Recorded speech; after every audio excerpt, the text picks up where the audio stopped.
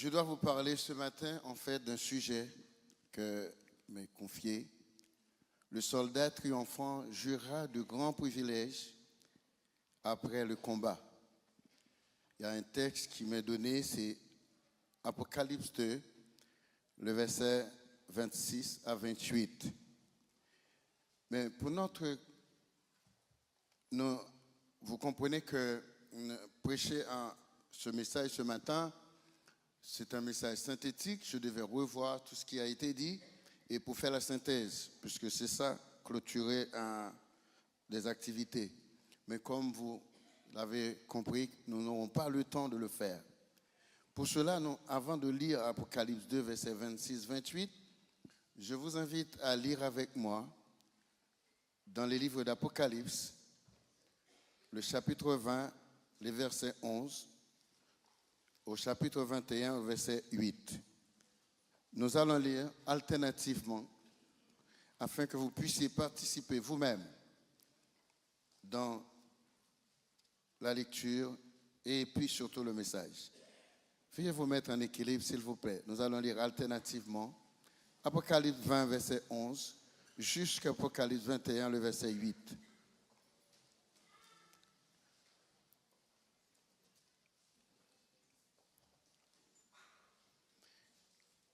Amen. Nous lisons alternativement. Puis je vis un grand trône blanc, et celui qui était assis dessus. La terre et le ciel s'enfuient devant sa face, et il ne fut plus trouvé de place pour eux.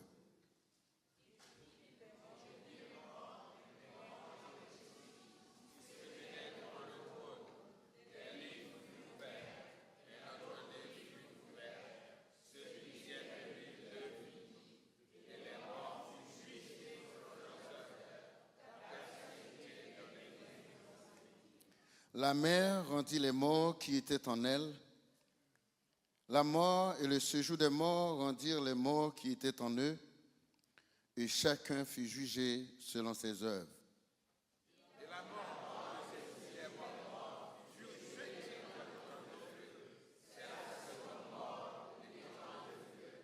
Quiconque ne fut pas trouvé écrit dans le livre de vie fut jeté dans le temps de feu. Oui.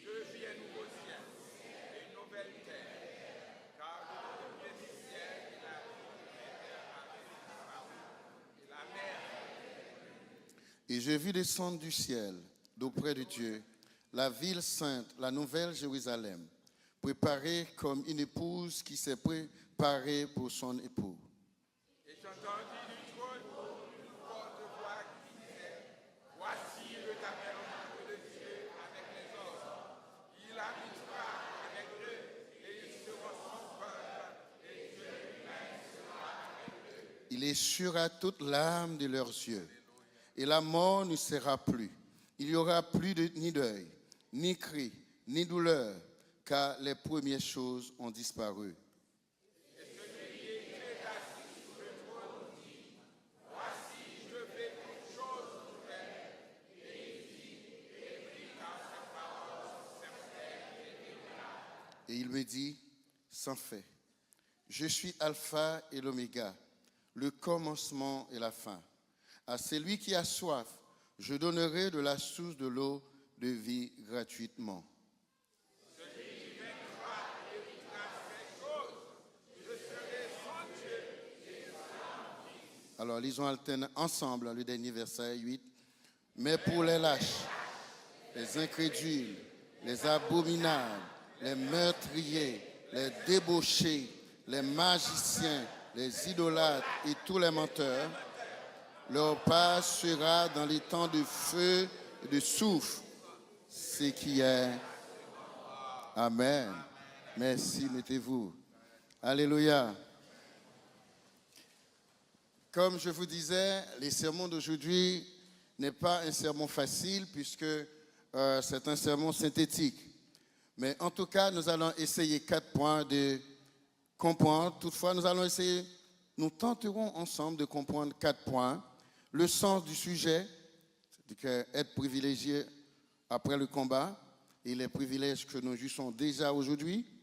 les récompenses et les privilèges, la félicité éternelle du combattant triomphant et le rôle du Saint-Esprit dans le cheminement des privilèges. Amen. Nous allons essayer de faire vite pour que nous puissions en arriver à temps. Comme vous le savez, dans le monde politique, lorsqu'il y a une guerre, lorsqu'il y a des grands événements, eh bien, les officiers, les sous-officiers, les soldats sont récompensés. Amen. N'est-ce pas? Amen. On leur donne une médaille de guerre. C'est la plus haute distinction des mérites qu'un soldat ou qu'un officier pourrait avoir. Mais nous aussi, et l'apôtre Paul nous dit que nous avons aussi une médaille, n'est-ce pas? Il a dit, je combattis j'ai achevé ma course. Je simplifie, hein. Désormais, la couronne m'est réservée. Et non seulement à moi, mais à tous ceux qui auront aimé son avènement. Cela veut dire, l'autre côté, Jean aussi dit, je viens bientôt. Retiens. Pourquoi? Quelle couronne? Ma couronne? Quelle couronne? Ta couronne à toi. Tiens une couronne. Parce que tu es un combattant. N'est-ce pas? Que personne ne prenne ta couronne. Est-ce que tu sais que tu as une couronne? Est-ce que tu aimes ta couronne? Est-ce que tu veux la garder? C'est un privilège. Nous sommes des privilégiés.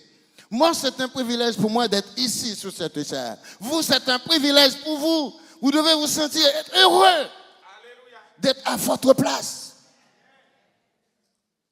Puisque plusieurs aimeraient y être, mais ils ne peuvent pas.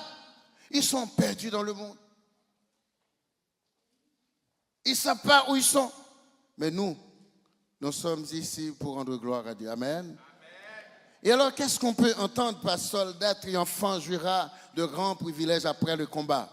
Vous savez qu'est-ce que c'est un soldat? C'est un individu formé, équipé, préparé au combat pour défendre son pays, pour assurer la sécurité de ses concitoyens. Et en l'occurrence, vous avez des soldats ici, toute l'équipe qui gère cette église, le personnel qui se donne plus que le pasteur. Ce n'est pas pasteur Castin qui est le premier serviteur. Nous sommes là pour servir, mais il y a des gens qui sont toujours là. Il y a des gens qui pensent au travail. Il y a des gens qui pensent que vous allez venir ici, ils veulent qu'il n'y ait pas un grain de poussière. Est-ce que c'est pasteur Castin qui va venir le faire? Non. Mais ces personnes-là pensent à vous. Eh bien, ils sont des soldats de Dieu. Amen. Amen. Êtes-vous un soldat de Dieu? Êtes-vous un soldat dans la bataille pour combattre pour le Seigneur?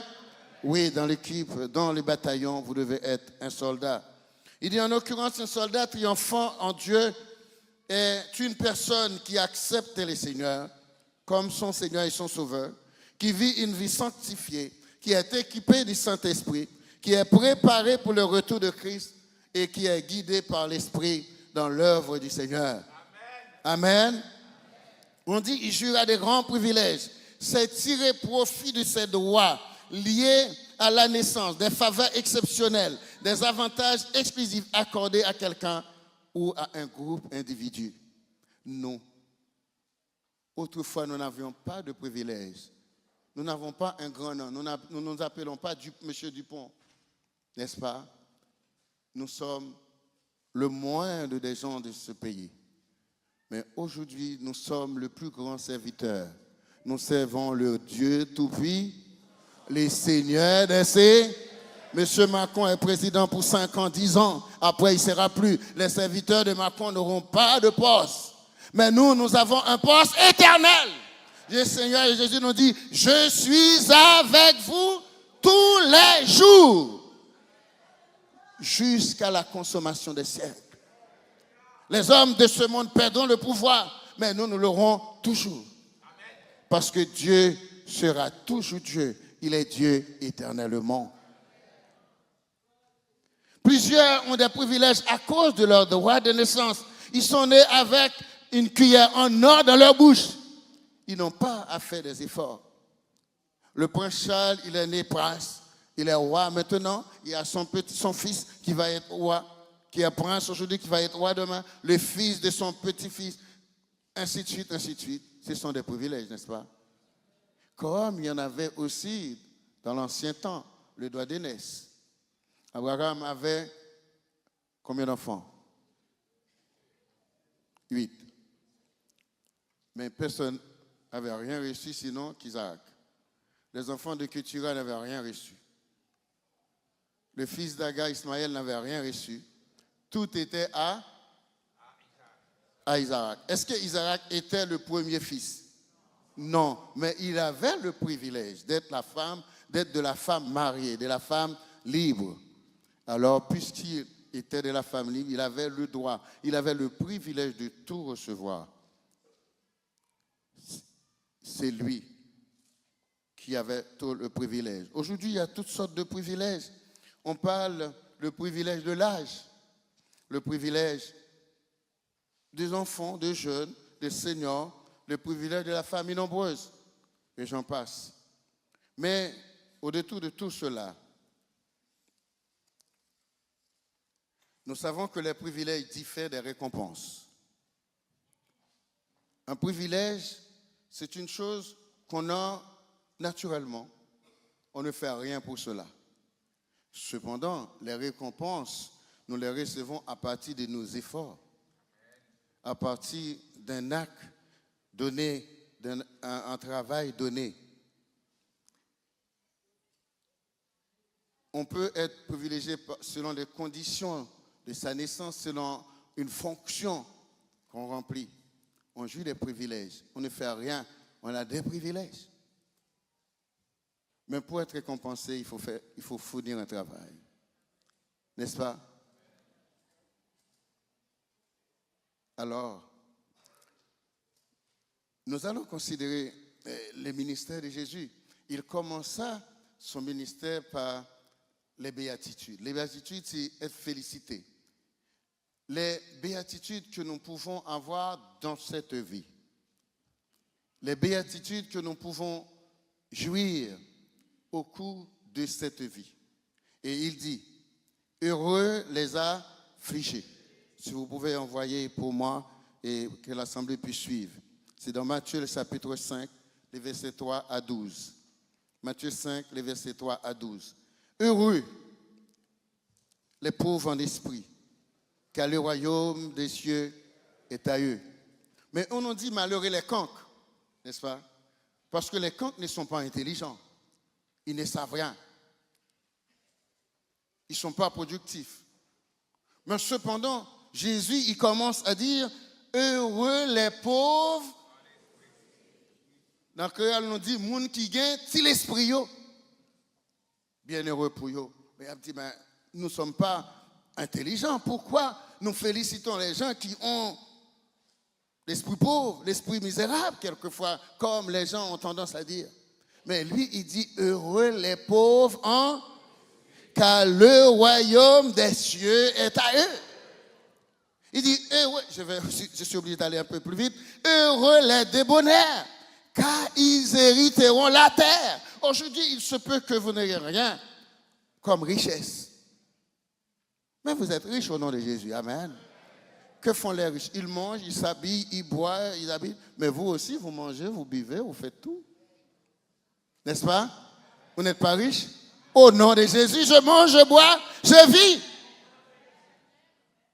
Au nom de Jésus, alléluia. Heureux ceux qui ont faim et soif de la justice. Au lieu de, Jésus a dit, bon, les gens là qui ont faim et soif de la justice, je vais les écouter, je vais les délivrer. Mais il dit le contraire. Paradoxalement, il dit, heureux ceux qui ont faim et soif de la justice, ils seront rassasiés. C'est peut-être aujourd'hui votre cas. Vous attendez quelque chose de la part du Seigneur. Vous avez beau prier, beau jeûner, mais la réponse n'arrive pas. La délivrance n'est pas là. Et vous vous êtes laissé emporter par le découragement. Mais le Seigneur vous dit, heureux les affligés.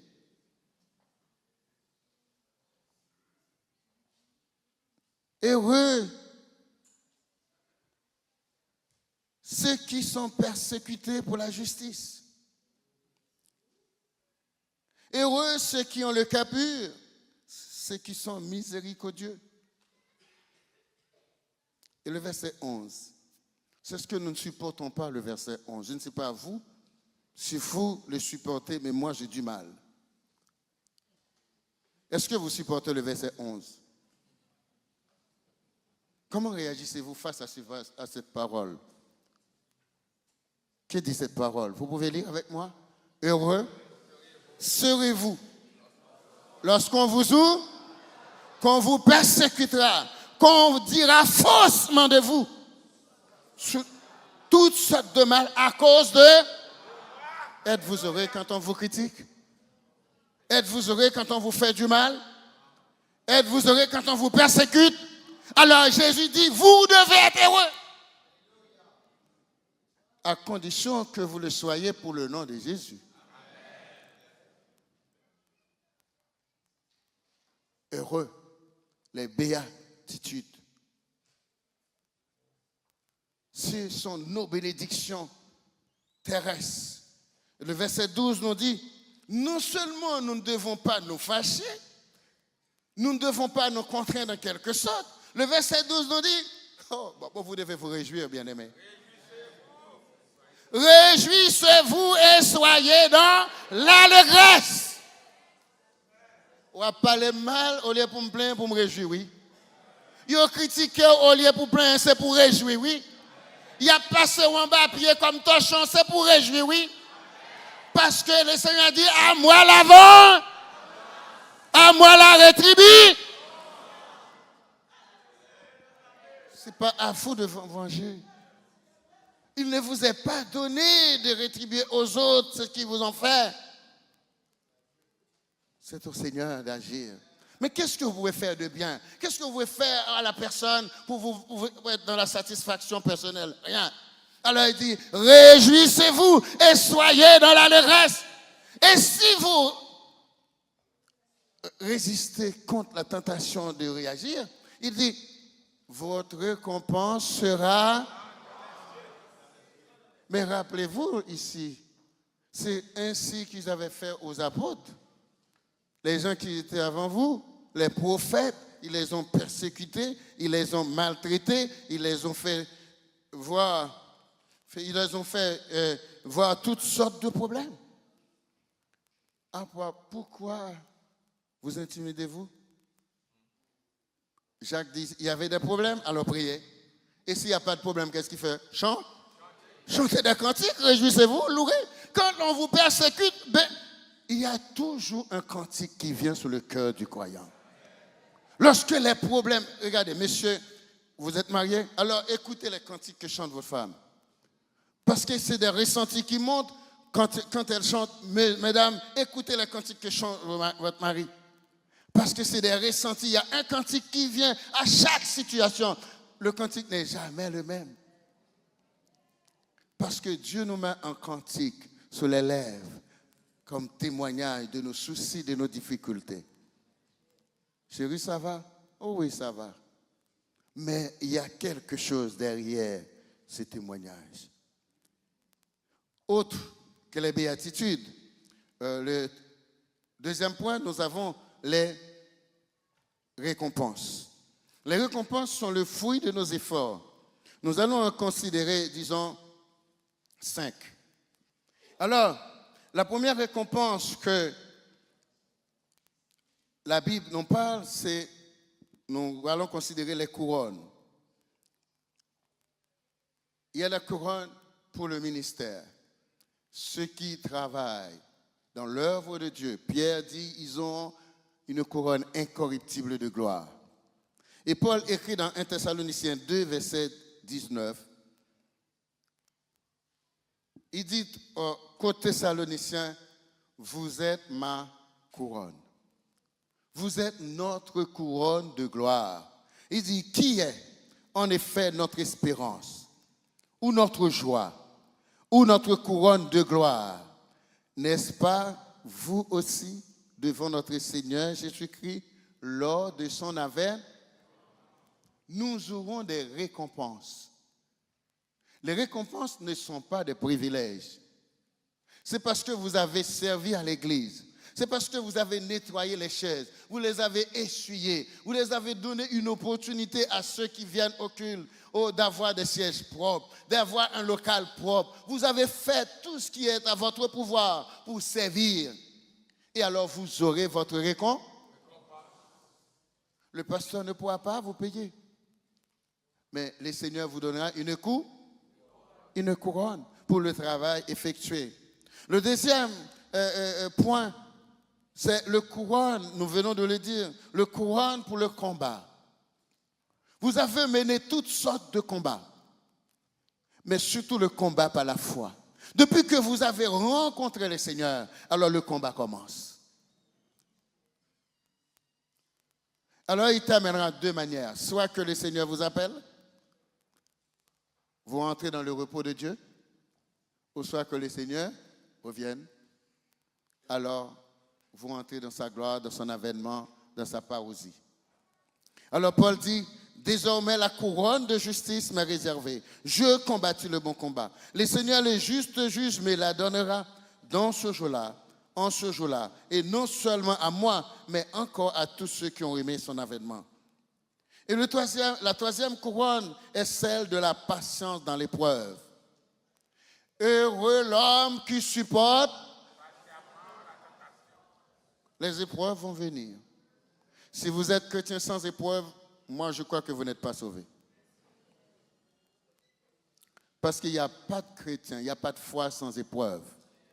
Parce que la foi est raisonnable.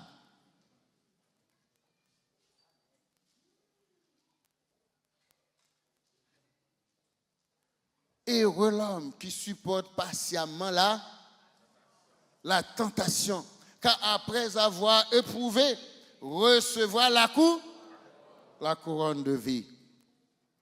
Et cette couronne, nous l'aurons au nom de Jésus. Alors Pierre dit, et lorsque le souverain sacrificateur paraîtra, vous obtiendrez la couronne incorruptible de gloire. Et dans l'Apocalypse, Jean dit que on va vous jeter en prison. On va vous faire toutes sortes de choses, mais soyez patients.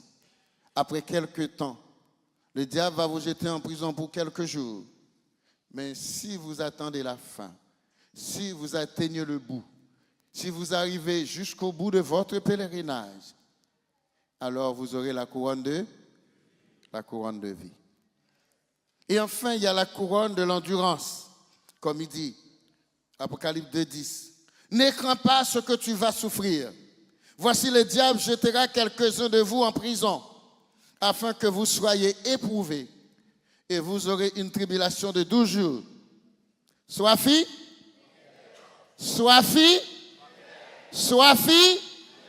jusqu'à là.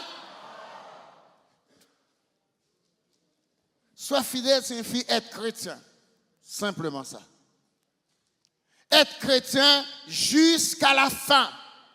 Être chrétien jusqu'à la mort.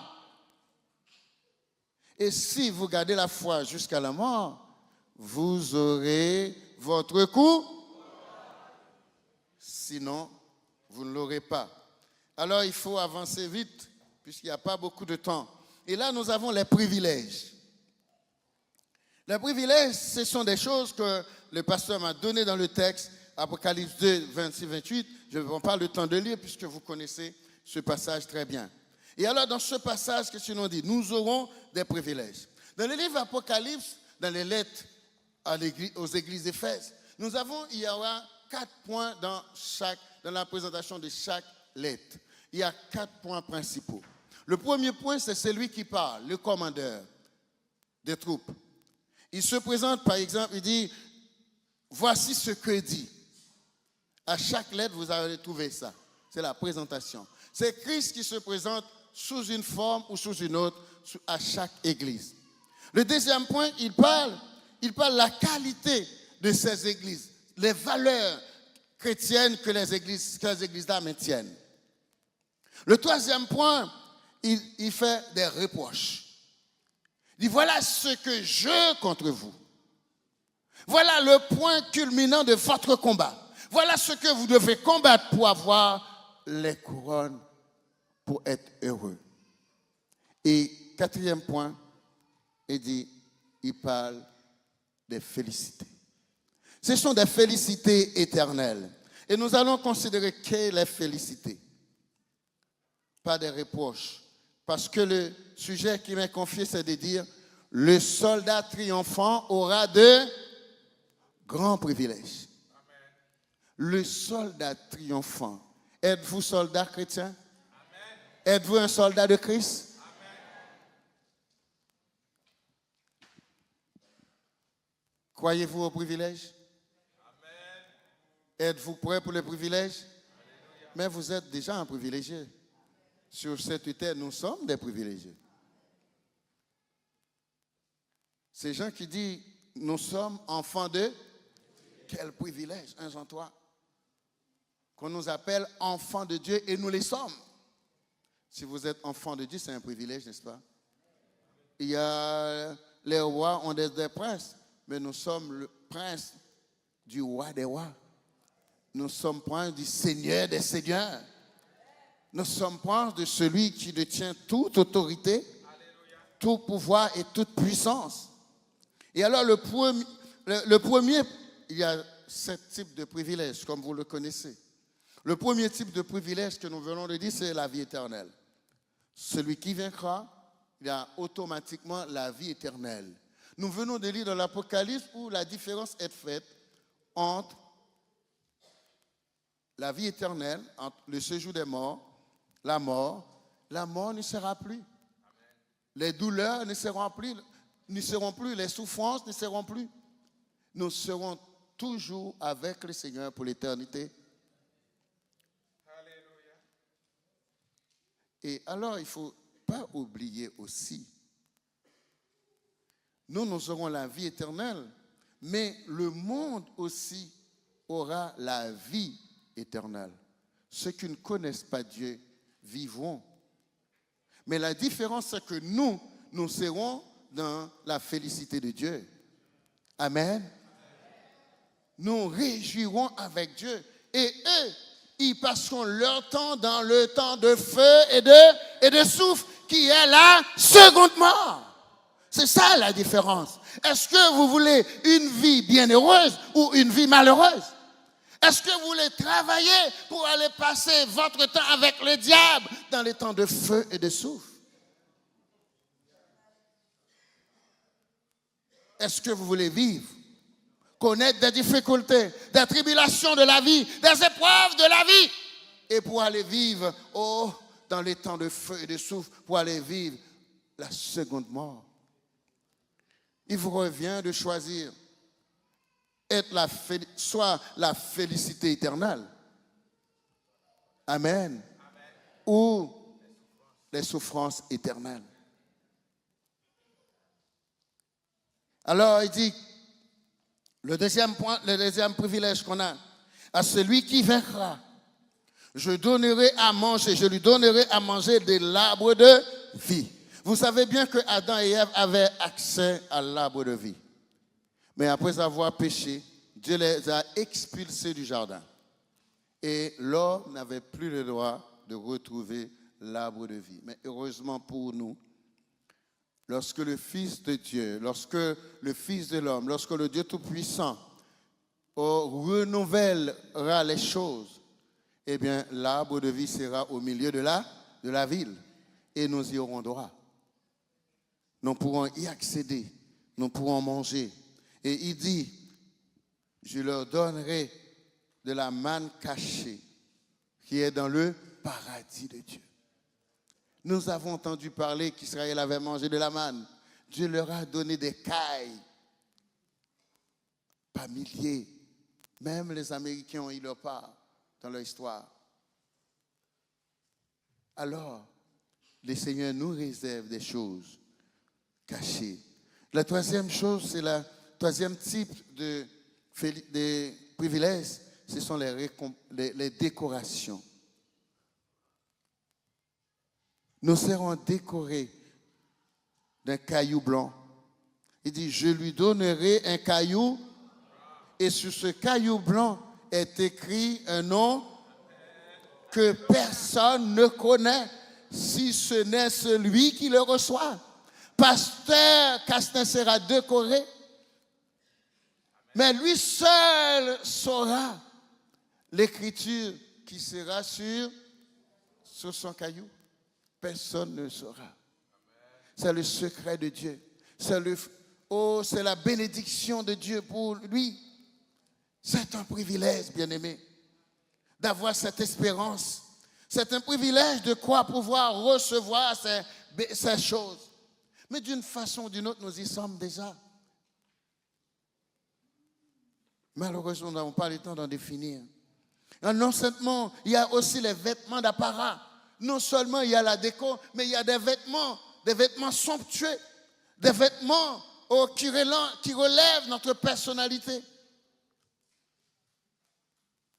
Celui qui vaincra sera revêtu d'un vêtement blanc. Je n'effacerai point son nom du livre de vie. Alléluia. Je confesserai son nom devant mon Père et devant les anges.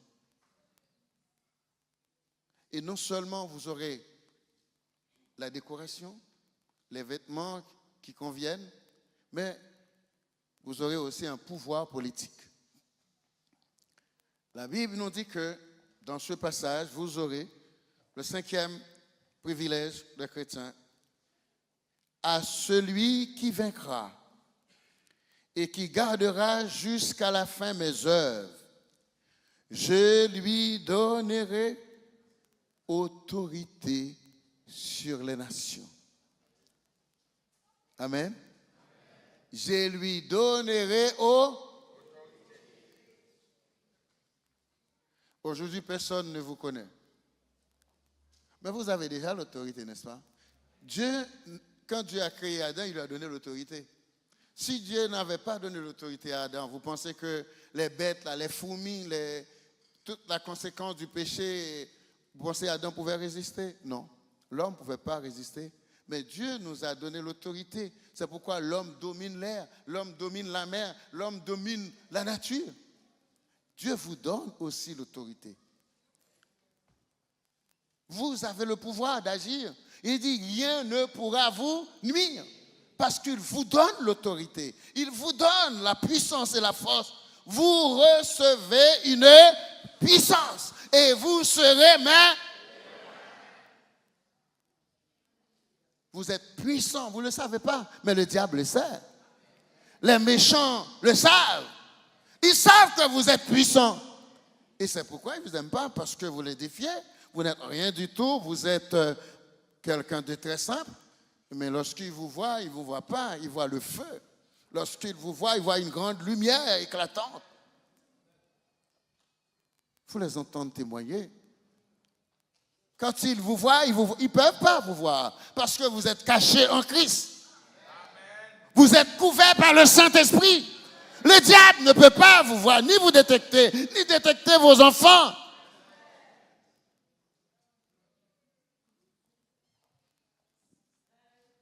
Il vous donne un pouvoir, et ce pouvoir sera réel. Lorsque Christ reviendra, vous dites, il pétera avec une verge de fer, comme on brise les vases d'argile.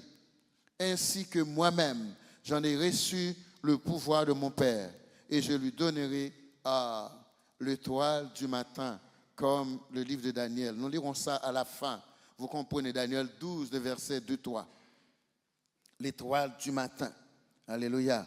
Et le 6e, il dit, nous serons celui qui vaincra. Je ferai de lui une colonne. Vous savez, si nous abattons les colonnes d'ici, qu'est-ce qui arrivera? Hein? La toiture dont on brasse sur la tête. Et vous êtes une colonne dans la maison de Dieu. Alléluia. Dis à la personne qui est auprès de vous, vous êtes une colonne dans la maison de Dieu. Nous sommes des colonnes de la maison de Dieu. La statue repose sur nous. Amen. C'est un privilège, des privilèges vous n'attendez pas pour les jouir. Vous les jouissez maintenant.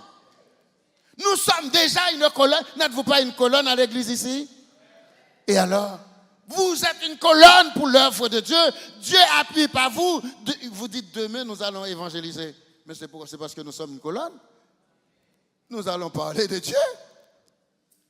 Amen. Nous allons parler de notre Dieu. Nous sommes une colonne. Le statut repose sur nous. Nous sommes une colonne dans la maison de Dieu. Et en fini, nous sommes des princes. Celui qui vaincra, je le ferai asseoir avec moi sur mon trône. Et il jugera les 12 tribus d'Israël. Pierre dit à Jésus, Seigneur, nous avons tout quitté. Nous t'avons suivi. Qu'en sera-t-il pour nous? Seigneur, ça servi pour me servir. Ça servi moi. Qui bénéfice m'a joindre? Me quitter toute bagaille. Malgré Pierre n'avait pas grand-chose, non? Il était qu'un pêcheur poisson. Le petit bateau n'était pas à lui, le canot, qu'on dit. Mais il a dit, Seigneur, et vous savez, Pierre aussi était zélote. C'était un révolté. C'est un homme qui était prêt à mettre tout ce qu'il pouvait pour faire pâtir les Romains. Il dit, nous avons tout quitté, nous t'avons suivi. Paul, Judas, leur motivation était déjà politique avant autre chose. Mais Jésus a changé la situation. Jésus a changé leur intention. Qu'en sera-t-il pour nous? Et Jésus dit, vous qui m'avez suivi, vous serez assis sur 12 trônes. Et vous jugerez, c'est Matthieu 19, les 12 tribus d'Israël. Et Jésus vous dit ce matin plutôt, vous triompherez et vous aurez à vous asseoir avec lui sur son trône. Et comme il règne éternellement, alors vous aussi, vous régnerez avec lui éternellement. Et nous arrivons au dernier point, puisque je ne veux pas trop vous garder, c'est le rôle du Saint-Esprit.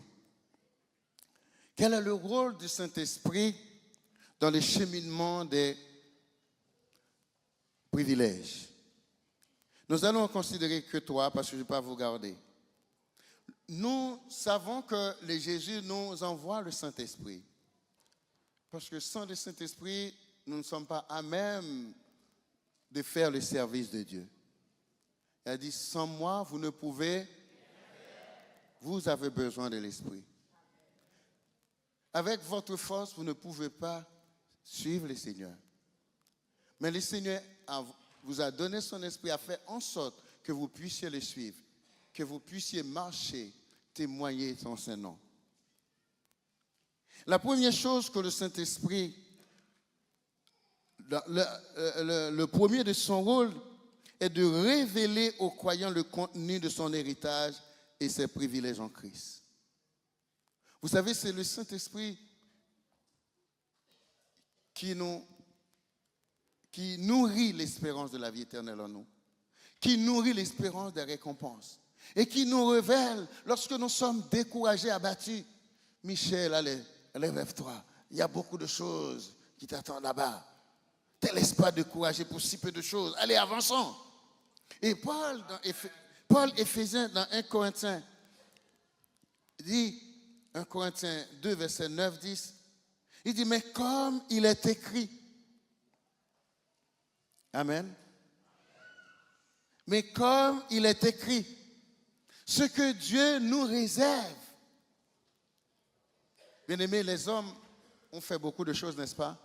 Les hommes arrivent même à changer le cœur de l'homme. C'est que la science avance, n'est-ce pas? Les hommes arrivent à opérer le cerveau de l'homme.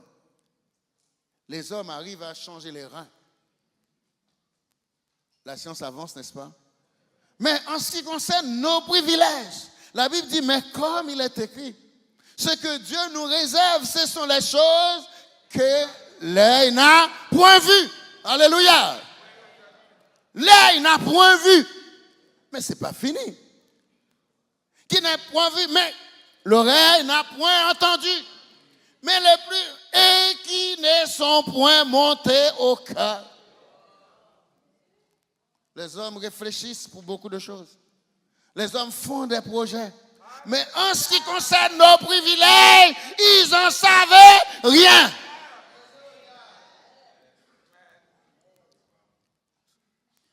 Si ils en savaient, ceux qui ont des millions, ils auraient millions.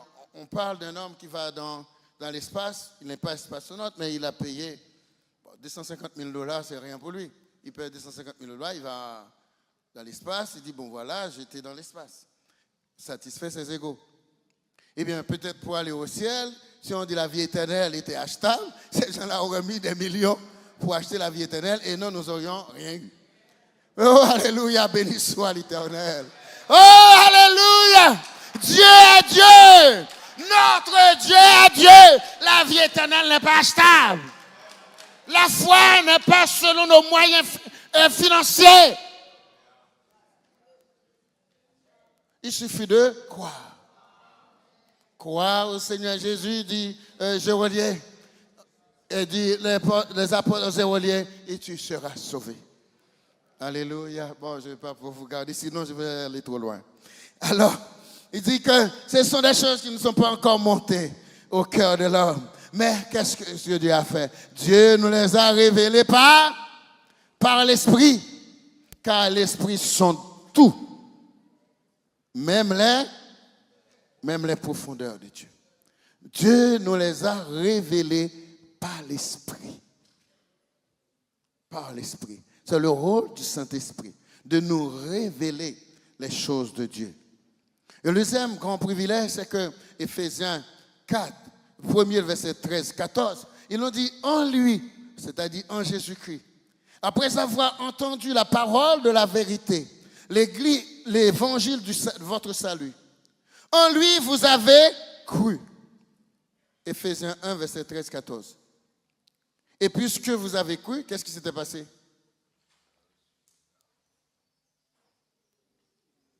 Qu'est-ce qui s'était passé après avoir cru dans les paroles de l'évangile? Rien ne vous est arrivé quand vous avez cru? Vous connaissez l'histoire de Paul à Éphèse? Quand ils arrivent, ils trouvent là les chrétiens, les disciples de Jean, les disciples d'Apollos, et ils disent, il n'était pas allé trop loin. Avez-vous reçu le Saint-Esprit quand vous avez cru? Je n'ai même pas entendu parler. Ah ben, si vous n'avez pas entendu parler, alors de quel baptême avez-vous été baptisé? C'est ça l'évangile. On n'a pas besoin de... Avez-vous reçu le Saint-Esprit? Mais puisque vous avez reçu la parole, vous devez être scellés du Saint-Esprit. C'est ça la bonne côte. Vous recevez une puissance. Est-ce que la puissance est là? Est-ce que la puissance est là? Est-ce que le Saint-Esprit est là? Est-ce que le Saint-Esprit est là? Alors disons gloire à Dieu! Gloire à Dieu! Gloire à Dieu! Alléluia! Il dit, vous avez été scellés. Vous avez été scellés. Vous avez cru. Et vous avez été scellés du Saint-Esprit. Le verset 14. Il dit, le fait d'être scellé du Saint-Esprit. Le Saint-Esprit est quoi dans notre vie? Le gage de notre héritage. Le Saint-Esprit. Si vous n'avez pas le Saint-Esprit dans votre vie, vous n'avez pas d'héritage. Il n'y a pas de privilège pour vous. Vous êtes perdus. Le Saint-Esprit est le gage. Voilà pourquoi vous devez être sous l'onction de l'Esprit. Pour la rédemption de ceux que Dieu s'est acquis.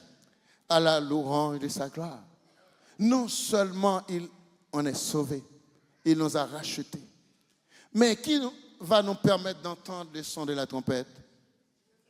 Le Saint-Esprit. Lorsque nous serons 5 pieds sous terre, qui va nous le lever pour le grand jour?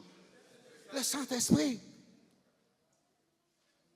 Tout dépend du Saint-Esprit. Toute notre vie dépend du Saint-Esprit. Voilà l'importance. Son rôle est capital dans notre vie. Son rôle capital, et le dernier point, je vais vous laisser là, c'est Jean chapitre 16, le verset 13, 14, et Jean 14, le verset 16, 17. Et puis après, nous allons faire une toute petite lecture. C'est là ma conclusion. Je n'aurai pas le temps de faire. Dans Daniel 12, le verset 2-3. Et je vous laisse. Déjà, je m'apprête à partir. Je ne vais pas vous garder. Alors après, le message n'aura plus de sens pour vous. Parce que vous dites, il était trop long, je n'ai rien compris. Vous êtes là? Jean. Le troisième mot que nous voulons vous dire, c'est que le Saint-Esprit doit vous garder dans la foi.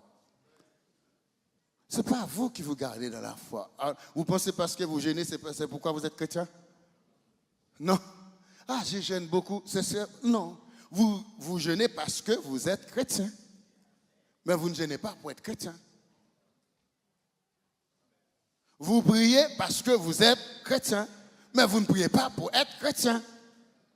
Vous êtes sauvés par grâce, par le moyen de la foi. Et cela ne vient pas de vous, c'est un don de Dieu. Et Paul écrit à Tite, il dit Tite 3,5, il nous a sauvés, non à cause des œuvres de justice que nous aurions faites, mais selon sa fidélité, par le baptême de la régénération et le renouvellement du Saint-Esprit, la nouvelle naissance.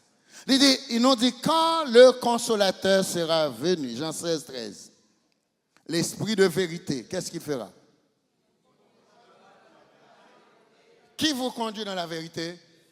Vous qui prêchez, qui vous conduit? Vous qui adorez, qui chantez, qui louez Dieu, la plus grande. Notre âme, c'est la louange, bien-aimé. Si le diable, qu'est-ce qu'il fait? La première chose qu'il vous empêche de faire, c'est de louer. Une fois il vous rend triste, vous n'êtes pas capable, avant de prier, c'est louer. Vous ne pouvez pas prier longtemps. Mais vous pouvez louer toute la journée. Hein.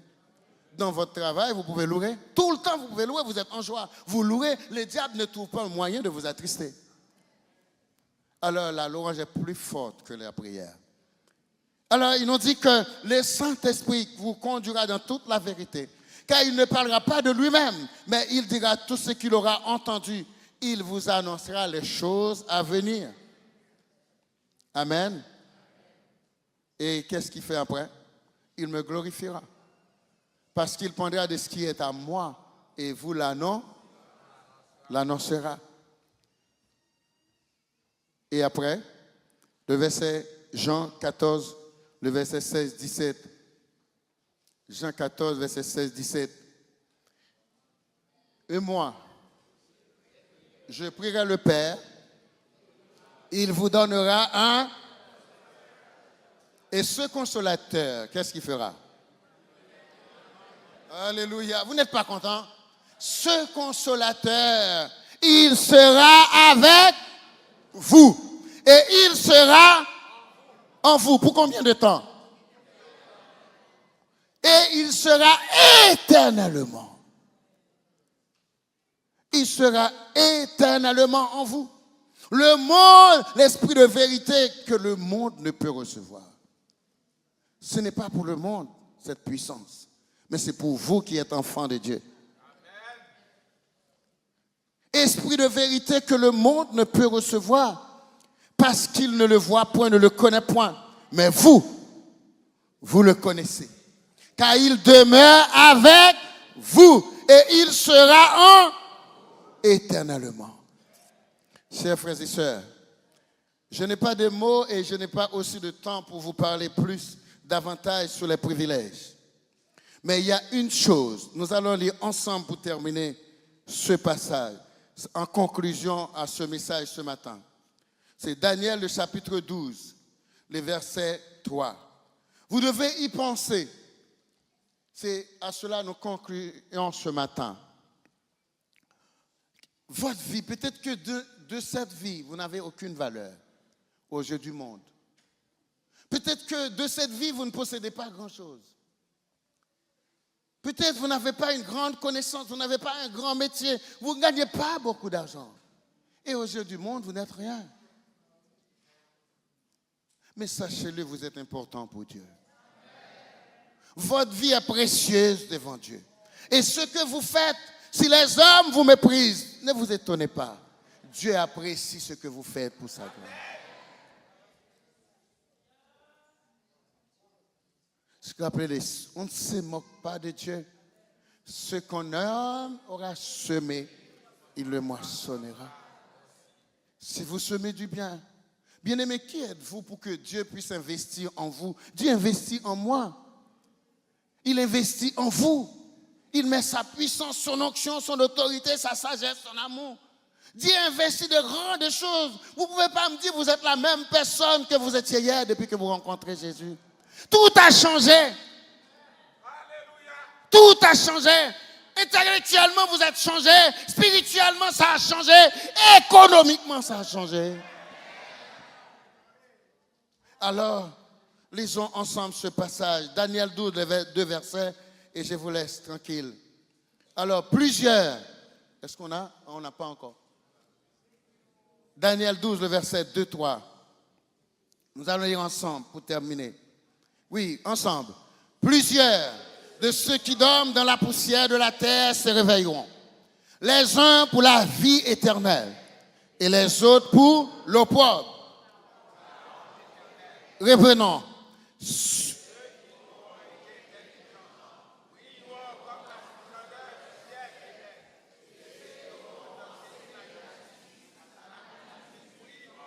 Brilleront comme, c'est ce qu'il a dit, je leur donnerai l'étoile du matin.